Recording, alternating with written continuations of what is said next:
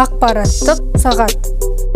Абай атамыз дүниенің бар шындығы мен ақиқатын бір ауыз сөзге түйіндеген дана адам.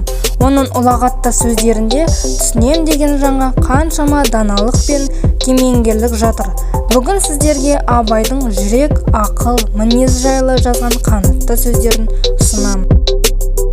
Естілердің айтқан сөздерін ескеріп жүрген кісі өзі де есті болады. Тегінде адам баласынан ақыл, ғылым, ар мінез деген нәрселермен озады. Одан басқа нәрсемен оздым ғой демектің бәрі де ақымақтық. Баланың мал табары болады, мал шашары болады. Өзің мал таба алмасаң, балаң мал тапсын. Тірі адамның жүректен аяулы жері жоқ, рақымдылық, мейірбандылық. Әр түрлі істе адам баласын өз бауырым деп, өзіне ойлағандай оларға да болса игі еді. Демек, болар жүрекісі, асықтық та жүрекісі.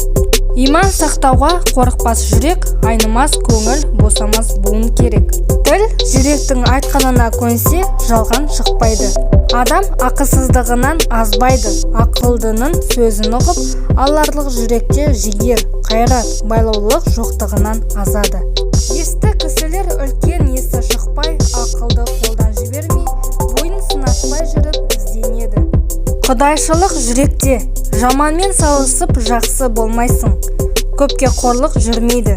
Құдайдан қорық, пендеден ұял. Бала болсын десең, оқыт, мал аяма. Надан ер қуанбас нәрсеге қуанады, ұялмас нәрседен ұялады. Ауруды жаратқан Құдай, бірақ ауыртқан Құдай емес. Сұрауын табамын, қалауын табамын деп жүріп, қорлықпен өмір өткізгенше, малды не жерден сұрау керек, не маңдай терден сұрау керек. Келесіде Мұхтар Әуезовтің қанатты сөздері жайлы айтылады.